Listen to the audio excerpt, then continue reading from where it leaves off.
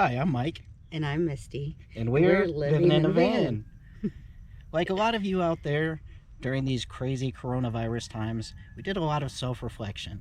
And after thinking about it long and hard and weighing all the pros and cons, doing much research on YouTube as reflected on the gigs of downloads and our data, we decided to give this van life thing a go. So in the last 2 months, we've lived full-time in this wonderful, amazing, fantastic 86 Econoline half-ton that we affectionately refer to as Tanya. And we'd love to give you a tour. So please, join us. This, everybody, is Tanya.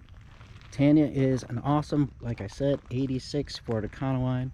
She's got, I believe, what they refer to as a turtle top. So not a full high top, but a little bit of extra headroom. In our case, I believe it's about 5'2", which is wonderful for smalls over there. Not quite for me. I still have to bend. I am short, but not quite that short. We started off our van build, obviously, by buying her from a elderly gentleman off of Facebook Marketplace, and she's had a couple of dings and dents here along the way.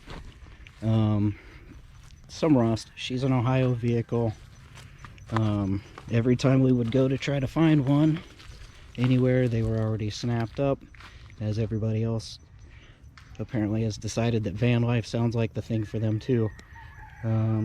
Sadly, this right here is my boo-boo. Slid a little bit too far back into a ditch, checking out a waterfall in New York, I think? No. North Carolina. I stand corrected. So far, Tanya is very much short. Her, I think, should be somewhere like 10 states now. We've had her as west as Michigan, and I've done some off-roading in the UP, all the way over to up and over to Maine, and now we've taken her so far south as to South Carolina. Right now we're hanging out and checking in with some family in North Carolina, and doing a little regroup before we set out on our next adventure. Downside of real-time recording: be careful what you're doing, because I just stepped into a red ink. Anyway, so back to Tanya. Here we open up the doors. She is a do-it-yourself van build. We did try to keep her in budget with the solar, the refrigerator, and everything. Battery banks. I know that we don't have quite $1,000 invested, $1,200 maybe, in all of the add-ons. Here we made a little basket for shoes because they take over the whole place. But here, we'll just take a peek inside real quick.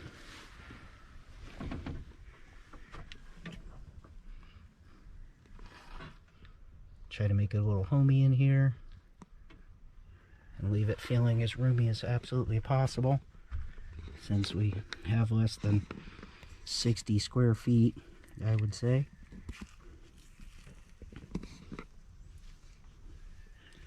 Alright, so if we start over here, we've got our 2-burner Eureka stove. This is Smalls' baby, and she spends a lot of time with her. She's well used. We went with the Eureka model specifically because it was the one that everybody said was great for simmering things. And I figured with all of the stresses that van life can exacerbate, you don't need anybody messing with you when you're hungry. So we spent the extra few dollars and went with that. Here is the kitchen area. We've got some open shelving here with a few odds and ends, some dried creamer and onions and a couple of towels and some buns. Down here is the sink. The sink does actually have full running water.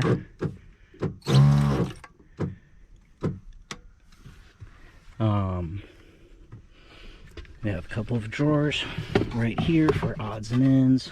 Silverware's in this side. We had originally wanted to put the silverware up here above the spice rack, but with all of the back roads that we end up on, the shaking and chattering and falling out quickly showed that that was not going to work. Down here we have the propane tank and a little bit of extra space used up where we can get it for the oil and stuff. Then this is our main pantry area. There's both of these have roll-out shelves that obviously provide plenty of room for pretty much anything that you could ask for. I wish we ate as much gourmet as we had packed. Most of that's still from moving out of the apartment. Down here we have an almost 10-gallon water container. It was listed at 10 gallons on the website. It was not, however, and the dimensions were wrong, which is why it's over there. And long story short, it was supposed to be under there, and because of the dimensions and shipping and time, it kind of changed the whole build. But everything's working out great so far, so good. Here we've used the area that was up here. It was a little storage area just in the center. We cut back the pieces on the sides to use all that for clothes. We've got our mattress here, which is a typical memory foam topper, and some of the other toppers on there to give a little bit of added cushion for comfort. Here's some little added seating, nice little bench, so you don't have to sit on the bed all day or feel weird if somebody else is in here sitting with you. If you're like me, I kind of feel a little strange sitting on somebody else's bed. My cup holder, which is originally part of the van. And down here underneath this little blanket that we use as a cushion is the toilet. Out of sight, definitely not out of mind. Wonderful to have when you're out running around. Takes a lot of pressure off of you. And on this side over here where the batteries are is also some additional storage. Let's see what else. Back here is our inverter, which mainly just runs the fridge most of the time, but also from time to time some fans. This one does the trick most of the time if it's not too warm. I love that this old van has the little slider windows down here. Makes staying cool a whole lot easier. Our window coverings, I've got this one held up by a bungee for that breeze, but they're two-sided, smalls made, and they're black on the one side to make it look like tinted windows, and tan to look brighter on the inside. And from here, I think it makes for a pretty cozy little spot. You see how Smalls fits in here wonderfully, like it's just her size. You might think I built it just for her. Made for me. Right. Down here we have a little bit more storage and some cubbies. They go back and back. And then underneath here we have some more storage. And down at the bottom is the dirty clothes hamper. So that's nice having those out of the way.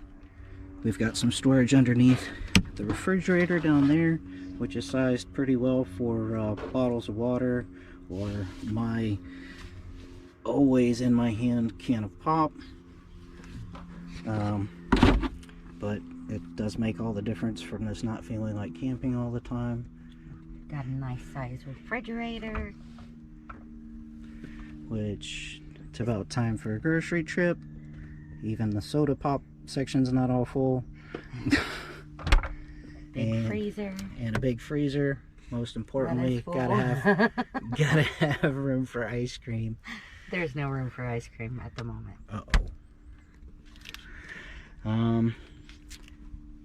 So that is, and then we have the little divider curtain here that we use in the evening to section us off.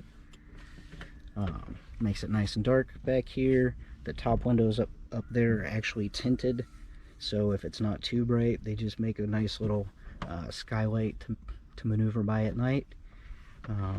Up here we have our camera stand, another mosquito net for the back, and our floaties are back in there.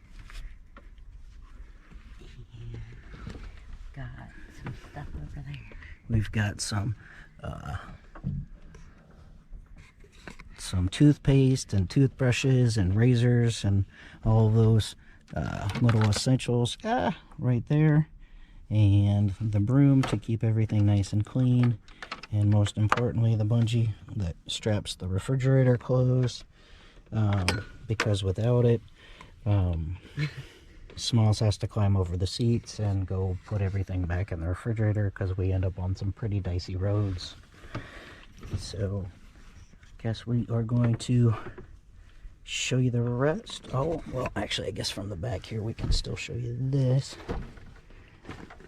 Here we have a little snack basket, which we're not on the road, so there's no snacks, but chips and granola bars and whatnot fit in there real nicely, and real handy for Smalls to keep the driver well fed. Yes. And in here we have bug spray, suntan lotion, some Dominoes, cleaning supplies, and just extra odds and ends. And just in case you're wondering, that big thing underneath the seat is Smalls' boot for a foot issue that she has yet to get taken care of because we're on the road and we still have to get a second opinion. Alright, back here we have the garage, which is very much functional support equipment for on-the-road travel. We do spend a lot of time kind of way out in the sticks sometimes with no cell service. It is a 35-year-old van now, so she does need some love and attention. So this right here is full of tools of one variety or another. Got all the medicine, smell good stuff, hair clippers, curling irons, curling straighteners, curlings, straightener, hair thingies, I don't know, all that stuff. All that make a girl feel pretty stuff, I guess, right? And then keep a couple extra gallons of gas because the gas gauge doesn't work. Found that out the hard way twice. Some extra oil, some fishing gear, little safety kit. Got a couple of jacks back there. The little jack that came with the van that's too little to change a tire that you have to use for the big jack to get the van up in the air high enough to change tires. So lawn chairs, a tarp, and some extra out of season clothes and towels and stuff like that. And your here we've got pop-open windows, and put in a piece of screen right here to help with cross ventilation. Because when you're on a tin can, they can make all the difference in the world. Also, go up top real quick. We have 200 watts of solar.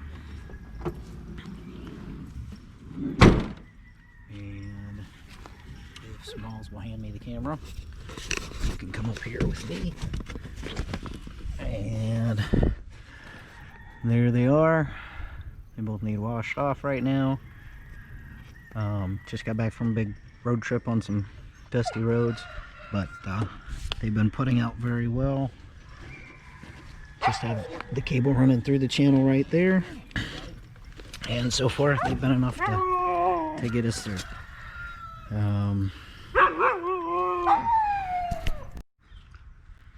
Thank you for joining us for our van tour video. We hope you'll join us in the future as we upload videos of our adventures here as we tour the U.S. So far we've been maintaining on the eastern seaboard pretty much. If anyone has any suggestions of where we could go, please feel free to leave a comment below.